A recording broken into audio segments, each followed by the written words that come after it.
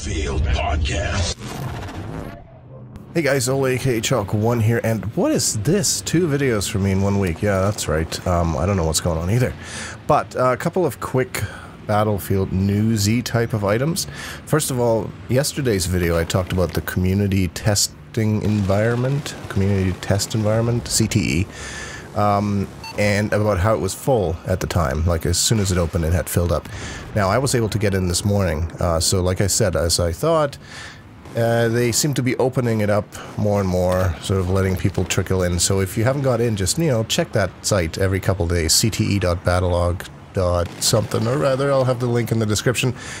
So don't give up if you haven't got in. Secondly, Dragon's Teeth weapons and gadgets have been leaked, sorta kinda, over at Synthic. Those are the guys that come up with all the stats for the weapons. They're statistic magicians.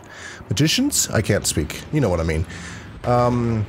Apparently there's going to be 2 new vehicles that will be remote controlled, similar to an MAV or the EOD or the mortar.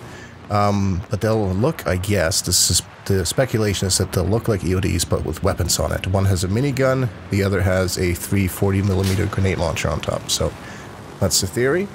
The ballistic shield, which we've talked about before, may or may not be in the next DLC. According to this forum post, it is definitely in the files. However, it may be, there's some vagueness around whether it's going to be in the 3rd or 4th expansion, so who knows. And it looks like it will actually replace your primary weapon, which makes sense because any games where I've seen riot shields, you basically only get to use a sidearm in addition to that. So there is a couple of new weapons in it as well that they have found in the files. There is a full auto sort of, whether it's going to be an assault rifle or a carbine, we don't know. Jack Frags did a really good video on these weapons, by the way, so if you want to see some more details, you can check that out. As well as 2 pistols, looks like the Desert Eagle and the Unica 6, which I've never seen before, but it looks kind of badass. As well as the SIG MPX, probably a PDW. And the Macmillan CS5 sniper rifle, which I gotta say looks really badass. It looks like it has an integrated silencer or suppressor. So again, Dragon's Teeth is still a ways off, but looks like we're going to get some new stuff to play with, which is cool.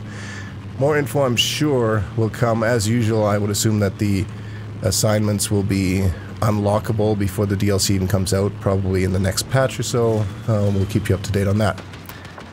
DICE also decided to offer up a Geo Leaderboard challenge. I have a feeling that they think the leaderboards on Battlelog are grossly underutilized, which they are. They're actually really cool, and there's a lot of features in there. If you ever have something, you got like an hour to kill and you want to just look around, it's kind of neat.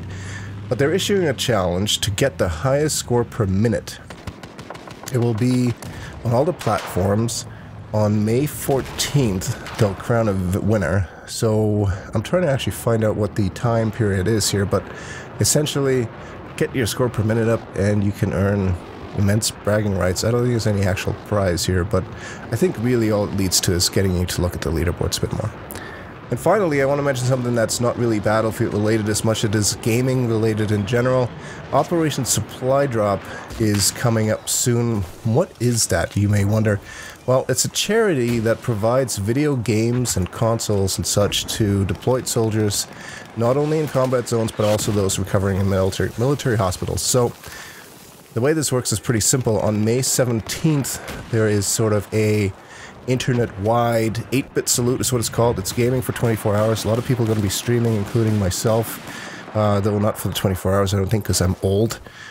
But essentially, you donate money, they collect it all, they send out these care packages full of video games, consoles, and all that stuff for those, those guys that are out there, guys and gals that are out there, and aren't really able to enjoy a lot of the comforts of home that we're used to. So it's a really great cause. You should definitely check it out. I'll have links in the description, and I'd appreciate any donations that you guys make through that link. It really is a cool cause. It brings our passion, stuff that we enjoy and take for granted every day, to those of us who are out there and don't have those luxuries at the moment. So with that said, hopefully you enjoyed the video, and we'll catch you again soon.